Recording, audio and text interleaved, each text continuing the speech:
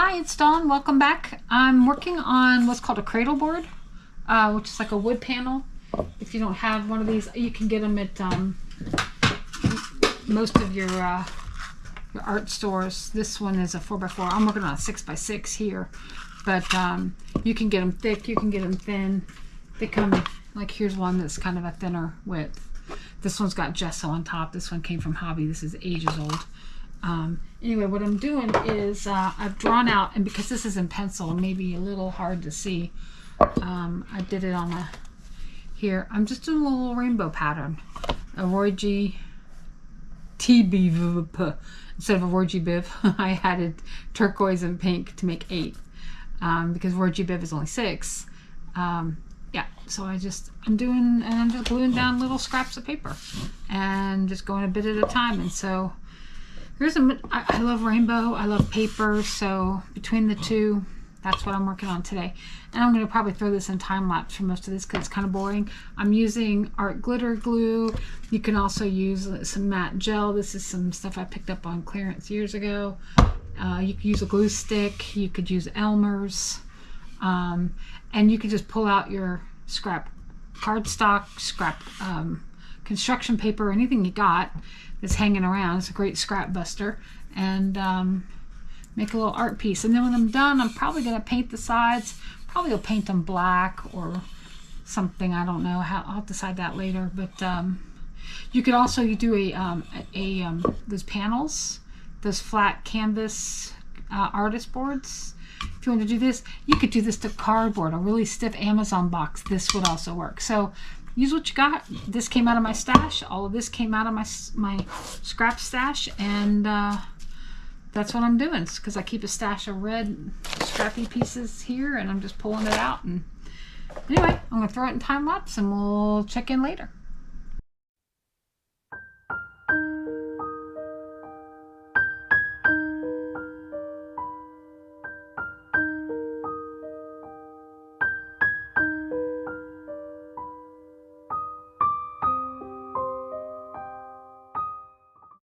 Okay, so I said we're going to go into time lapse, but then I just had a thought, and I want to do multiples at the same time. I know that sounds crazy, but I was pulling this out, this blank that I used. I started to do something else with it, and then obviously went in a different direction. And now I was trying to figure out how to find the center of it, because I was just going to show you real quick. It's 12 inches, so I marked 6 and 6 going each direction, and then now I'm drawing a line here, obviously. Down the middle, because what I want is the 8 pie sections, right? And then I think I'm just going to eyeball this middle, or at least try to, because see, this still intersects there and that still intersects there, but you could get real like mathy with it and go, that's about 8.5, so then 4.5 or 4.25 would be about here. And then that kind of gives you another reference point. It's better than eyeballing, but it isn't getting too mathy. You know, I'm not always into being super precise with that stuff. That gives it pretty good pie sections. All right, so now we'll do 8.5, and then go about 4.25-ish, and then line that up with the center. So it gives you 2 points of reference. Sorry about that flap. And now we have 8 pie pieces.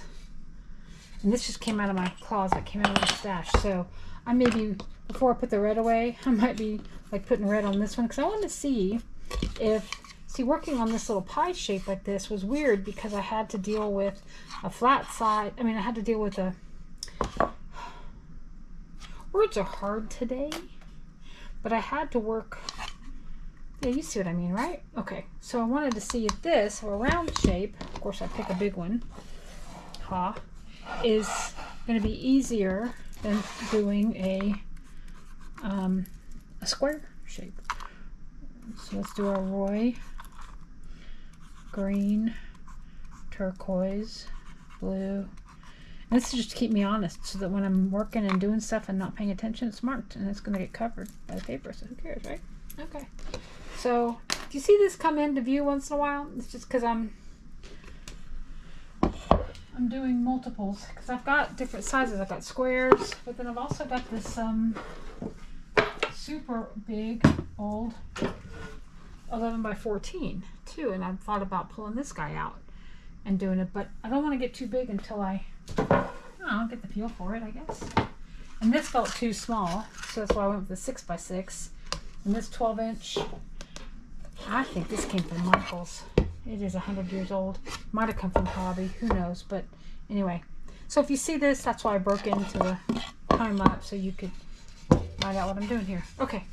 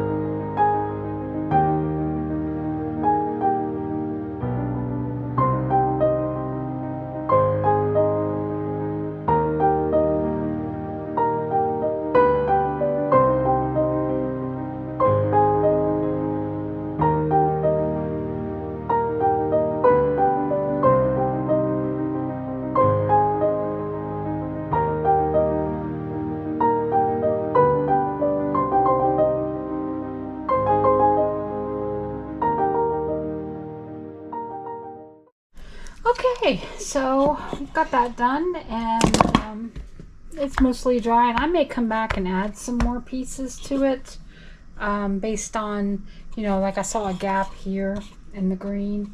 There's a little tiny gap between the edge and the green. I don't know, but for the moment what I did is I just grabbed out a knife, whatever this thing's called, X-Acto knife, no, box cutter. But this is a really narrow one, I like it. And this is a self-healing mat, of course. And I'm just gonna trim this bad boy up. And I failed knife 101, so if you see me doing something weird, don't do what I do, just do it safe. I'm not always the best at knife. X-Acto one. Alright. Let's get all four. Then the next step will be to, well, patching even. I feel like need patching. Please stop tearing the pieces. Oh, lordy. Tore those. Oh, great. Well, like I said, patching will be next. And then the last step will be just to cover it in a matte medium. I typically recommend using more professional matte mediums like Liquitex. I like it because you can pour it, or you could use a gel, the matte gel. This is thicker and goopier. It's meant really for heavier stuff that you're gluing. And I'm not usually a big fan of Mod Podge, but this is called Super Matte. I don't know. I haven't opened it yet. We'll have to see. But there's our Voyagey Biv. And I really feel like when I was in the middle of it, I felt like, man, that's not enough green, or that's not enough turquoise, or that's not enough blue. But, you know, as it goes around, it seems to be fine. Seems to be just fine. And if you have some that aren't coming off great, you can get like a nail file. This is just kind of that, but on steroids. Or a sanding block, and just gently kind of clean up that edge. And if it pulls the paper off like it did just there, you've got a couple options in my view. I think you can come back with a another piece of paper, of course. Just try to patch it, or you could put a little paint in there. Honestly, what I'm going to do is I'm going to grab good old Distress ink. Can't go wrong with that. And I'm just going to lightly, and that means I might not have to patch anything. And it doesn't have to be Distress ink. You can just use any old ink you got. The goal here is to use what I've got, and I don't want to influence anybody. I know we're all trying to be a little less consumer based. I'm not trying to be preachy, just telling you where my thoughts are. Because I don't know about you, but I can watch somebody make something go, oh, I gotta go. Half of my hobby is sometimes chasing the things, right? Alright, so I'm gonna leave that for a minute. And then we're gonna see, I like the way that did that though. That really pulls your eye in, right? And then I'll decide what I'm gonna do for matte medium. Just checking in real quick. I'm gonna paint the sides black. And this is just a cheap 58 cents from Walmart, I think. Craft paint. The biggest thing about painting this is just to go very slow and drag it real gentle, like nobody wants to ruin all this hard work they just did. But it gives it a nice finish and potentially cleans up any issues. I have not put a coat of the Mod Podge on it yet, or the matte medium. I haven't decided what I'm doing still. I'll probably mostly trying to decide if I want to test that new Mod Podge on something to see if it really is matte or if it lies. Because, you know, somebody else's, I say lies, that's rude, But somebody else's definition of matte and my definition of matte are not always the same thing. Now, one of the things about these cradle boards is this is one type of material, and this is a different, this is one type and this is a different type. So sometimes it takes the paint a little differently because there's a bit of a grain, a rough edge. So just go slow, unlike me.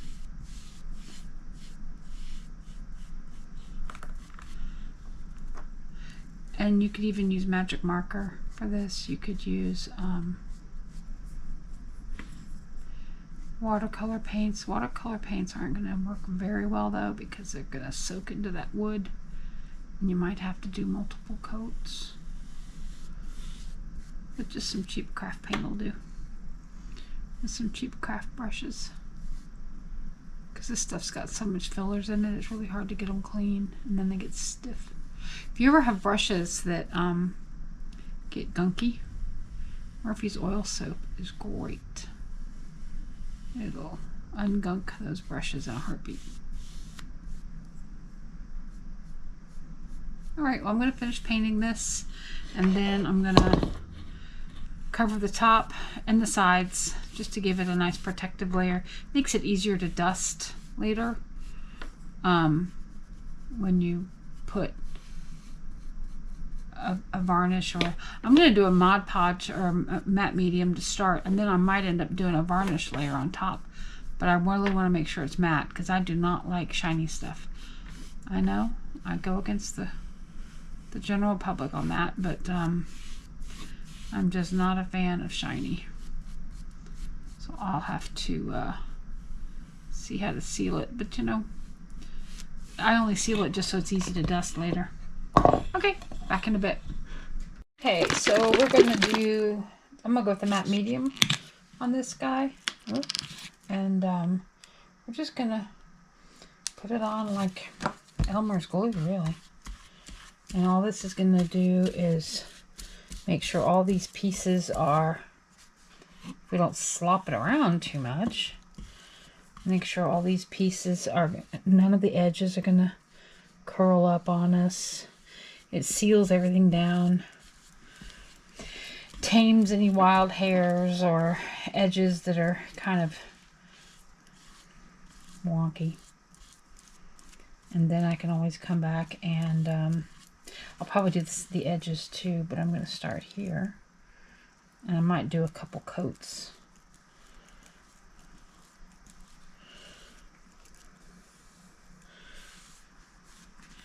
But it acts as a sealer and a protector, as I said before. And then it gives it a little bit of a, I'm going to say a sheen. Gloss would be not right. It's not a glossy look to it at all. A sheen is a better word.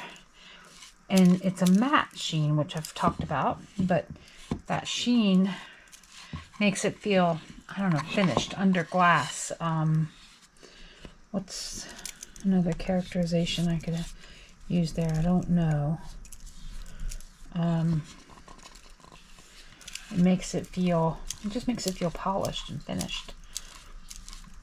I don't know if you can see like some of the places where it's kind of, where the matte medium is just kind of going down in those cracks and nooks and crannies a bit, and like I said, just gives a finished feel to it.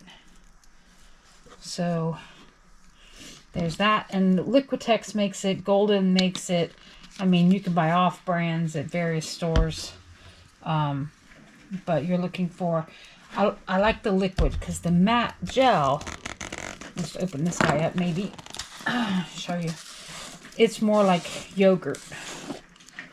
It doesn't move. See, if you tip it over, it doesn't go anywhere. So it's a bit more like yogurt. Well, maybe thicker than yogurt, really, even because yogurt, if you tip it over, it's going to come out.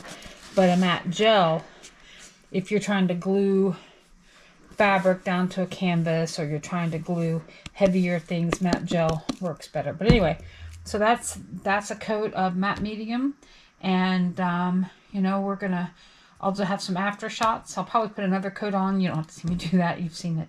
And then we're going to call this done. So thanks for stopping by. We'll see you again soon. Bye.